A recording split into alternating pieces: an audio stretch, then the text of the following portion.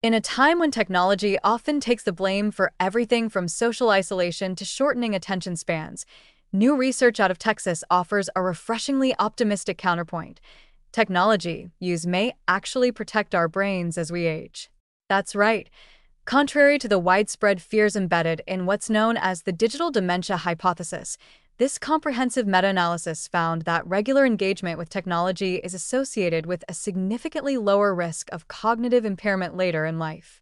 And not by a small margin either. Researchers reported a 42% lower risk among older adults who regularly use devices like computers, smartphones, and the internet. This finding is not just encouraging, it's a substantial, data-driven challenge to years of skepticism and anxiety around our digital lifestyles. It suggests that far from being the cause of mental decline, technology might instead be a valuable tool in defending against it, particularly when used in productive, engaging, and socially connected ways. The study, published in Nature Human Behavior, analyzed 57 studies covering more than 411,000 older adults. Some of these studies followed participants over time, while others measured cognitive ability and technology usage at a single point. Regardless of methodology, a striking pattern emerged.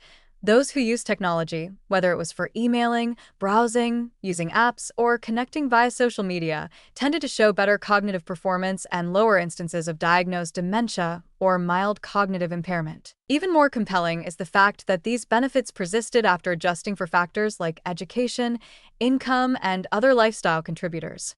That means this wasn't simply a case of more affluent or educated individuals having better brain health and being more likely to use tech.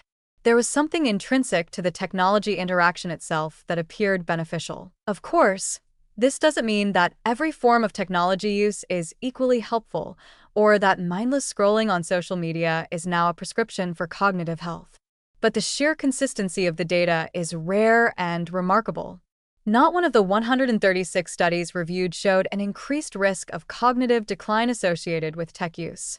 In a research field that spans decades, this kind of uniformity across datasets is almost unheard of, lending even more credibility to the findings. This research aligns with the cognitive reserve theory, which proposes that engaging in mentally stimulating activities builds up a sort of brain savings account, a resilience that helps people maintain function even in the face of age-related changes.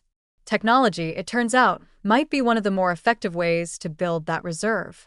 It forces us to learn new systems, adapt to different interfaces, solve problems, and in many cases, stay socially connected. For older adults especially, this represents a powerful counter to one of the greatest risk factors for cognitive decline: isolation. In this context, technology doesn't replace real-world interaction, it enhances it. Video calls with grandchildren, emailing old friends, joining online discussion groups, learning new skills via apps or online courses. All of these are ways technology becomes not just a tool, but a lifeline for mental vitality. Rather than something that passively consumes attention, tech can serve as an engine of curiosity, connection, and engagement when used thoughtfully. Critically, this new analysis also underscores that moderation and purpose are key. Just as with diet or exercise, there's a sweet spot. Using technology to enhance life rather than numb it seems to be where the benefits are found. Passive consumption for hours at a time may not be harmful per se, but it's not likely to deliver the same protective effects as more active, engaged usage. And although the study doesn't provide exact recommendations on how much or what kind of use is ideal, it strongly suggests that being mentally present and engaged with technology is what matters most. There's also promising evidence that even those already experiencing cognitive decline can benefit. Researchers noted that people with mild dementia can often be trained to use new devices, and that process of learning itself, despite being occasionally frustrating, is cognitively stimulating. That's a powerful message. It's never too late to begin engaging with technology in meaningful ways. And the benefits don't depend on mastering every feature or keeping up with the latest apps. Just the process of learning and participating can be enough to keep the brain active. It's also worth noting how this research reframes the discussion around generational aging and digital fluency. The current generation of seniors, the first to experience technology as a central part of adult life, is now offering valuable data on what happens when you age with tech rather than without it.